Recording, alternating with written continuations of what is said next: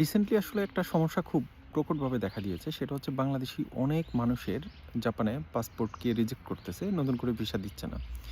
এটার পিছনে আসলে অনেকগুলো কারণ আছে। বাংলাদেশীরা আসলে যথেষ্ট পরিমাণে অপকর্ম করে এখানে এসে, করেছে এবং করতেছে স্টিল। আ তার ভিতরে বিশেষ করে যারা হচ্ছে জাপানে আপনি থাকতেছেন, আপনাকে কিন্তু জাপানে ট্যাক্স দিতে হবে, তাই না? এবং জাপানের হেলথ ইন্সুরেন্স আছে। অনেকেই হেলথ ইন্সুরেন্সে এনরোল করে কিন্তু হেলথ ইন্সুরেন্সের টাকা পে করতেছে না। এরপরে আরও অনেক ওভার ওয়ার্ক করে। স্টুডেন্ট হিসেবে আছে তারা উইকলি 28 আওয়ার কাজ করার কথা। কিন্তু তারা দেখা যাচ্ছে মানে ফুল টাইম এমপ্লয়ির মতো কাজ করতেছে। সো এই ধরনের অপকর্ম করার কারণে জাপানে অনেকেই হচ্ছে রিসেন্টলি ভিসা রিনিউ করতেছে না। তাদেরকে একটা লিমিটেড টাইম পিরিয়ড বেঁধে দিয়ে তাদেরকে জাপান ছেড়ে চলে যেতে বলতেছে।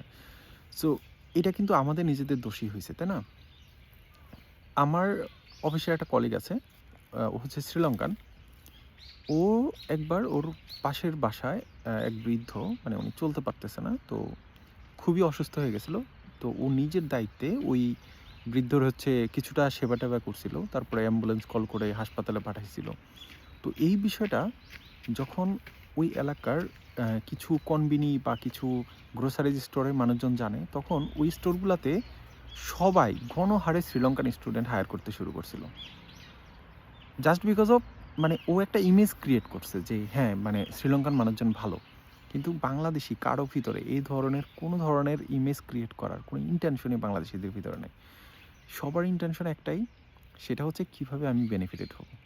বাট আসলে আপনি একটা দেশে আছেন, আপনার সেই দেশের কালচার, সেই দেশের মানুষজনকে আপনার রেসপেক্ট করা উচিত।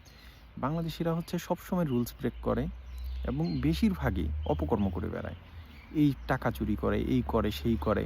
আবার প্রাউডলি বলে। গত কিছুদিন আগে ফেসবুকে একজন পোস্ট করছে যে অমুক নেতা বাংলাদেশ থেকে আসছে।